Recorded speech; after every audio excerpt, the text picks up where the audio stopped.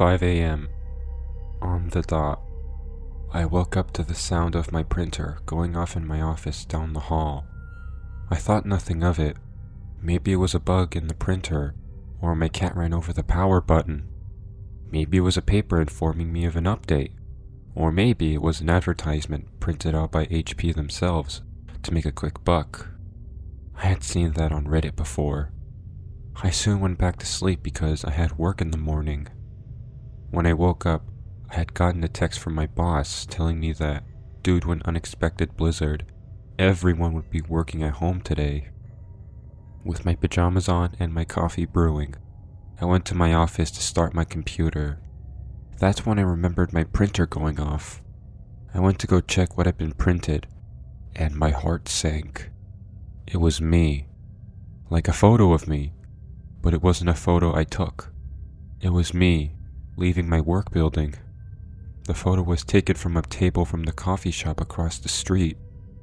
I was thoroughly freaked out for the rest of the day.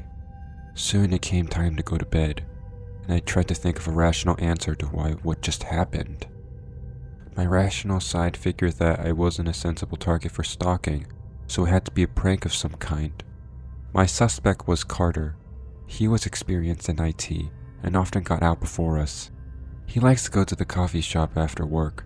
Combined with the fact that I'm relatively a new hire, I figured that this was some kind of initiation thing for the IT department. The next day, at the office, I asked Anna if she had a similar experience when she joined the IT department. She's also a relatively new hire. She's only been in the IT department for a little over 6 months now, so if Carter had ever pulled a prank like this, it would still be a fresh memory. She looked bewildered and told me that no such thing ever happened to her. Okay, maybe when Carter's done joking around with you, he tells you to play along, I figured. While I do love a good prank, I definitely have to report that to HR or something.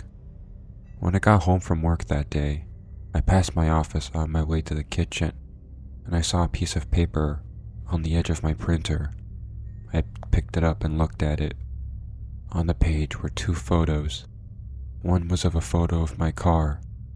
The other was a photo of my license plate, and it was back to being scared I went. I wanted to call the cops, but what could I tell them? Officer, somebody's hacking my printer? No, that sounds stupid.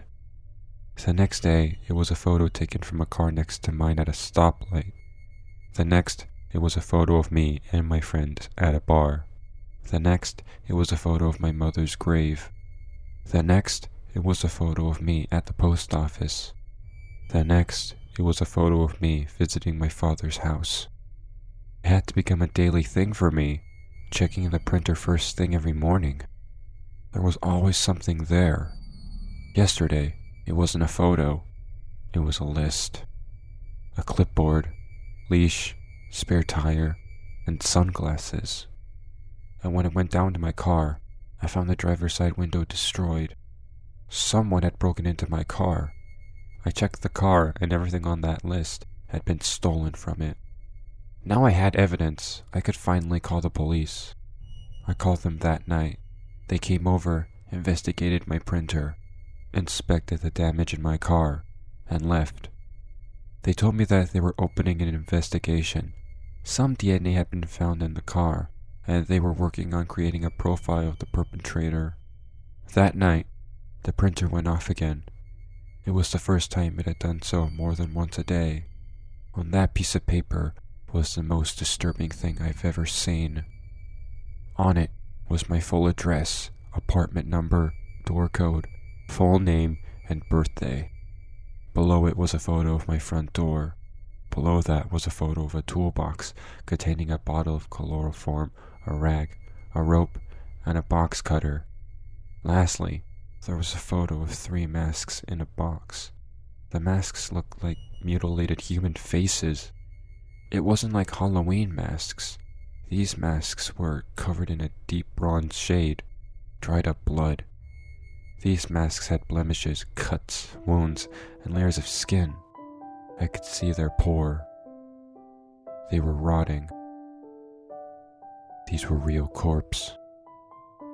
See you soon was written at the bottom of the page. I'm staying at a friend's house tonight.